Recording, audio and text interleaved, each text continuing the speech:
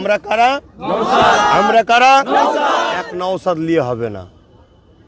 ওই দিন একটা স্লোগান ভালো লাগছিল, আমরা কারা বলছেন না কেন? ভয় লাগছে শাসক মারবে? এভাবে বেঁচে থাকাতে মরে যাওয়া ভালো।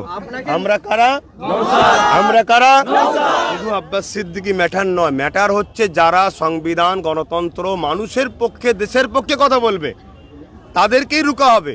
শুভেন্দু অধিকারীকে রুকা হবে না। ওই যে বিজেপির সভাপতি কি যেন নাম, অস্ত্র রাখতে বলছিল, সুকান্ত মজুমদার, ওনাদেরকে রুকা হবে না। কল্যাণ ব্যানার্জি রিসেন্ট দেখলেন না, ইসলাম বিদ্বেষী যার মুখ দিয়ে সবসময় কথা বলা হয় উত্তরপ্রদেশের গভর্নমেন্ট, তার সাথে যে ফুল বিনিময় করে গোপন আলোচনা করছে, এটা কি বুঝছেন? এনারাদের দ্বারাই কখনো ওয়াকাফ বা ইনসাফ কখনো প্রতিষ্ঠিত হবে এটা ভাবা মানে দিনের বেলা জেগে স্বপ্ন দেখার সমান। 15ই আগস্ট দেশ স্বাধীনতার দিন নয়, প্রকাশ্যেই দেশে বলা হচ্ছে, তার মানে আমার দেশের স্বাধীনতার ওপরে ভয়ানক একটা কালো মেঘ কিন্তু আসছে, আমাদেরকে জাগতে হবে না।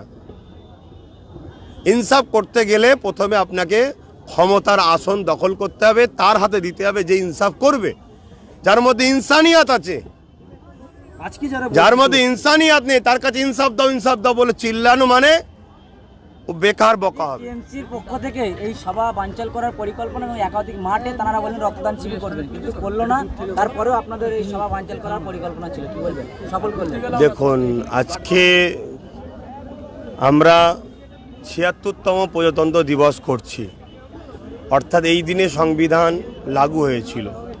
কেন্দ্র সরকার রাজ্য সরকার আমরা দেখে যাচ্ছি দীর্ঘদিন ধরে সর্বসময় তাদের কর্মকাণ্ডের মধ্যে বিভিন্ন অ্যাঙ্গেলে সংবিধান বিরোধী কাজ করছে।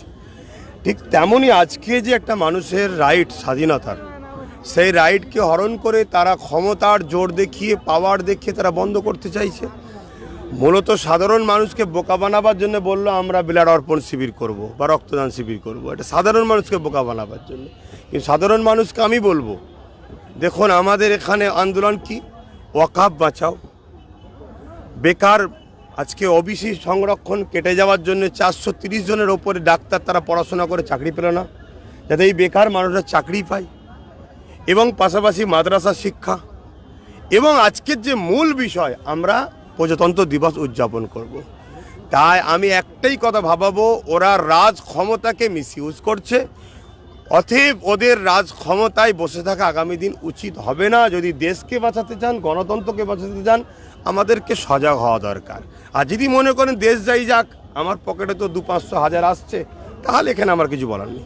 অধিকার ফিরে পাওয়ার কি অক্সিজেন পাচ্ছেন আব্বাস সিদ্দিকী সাহেবকে ওদিকে ডাকে, তার জন্য কি এই সভা বানচাল করা বা একাধিক জায়গায়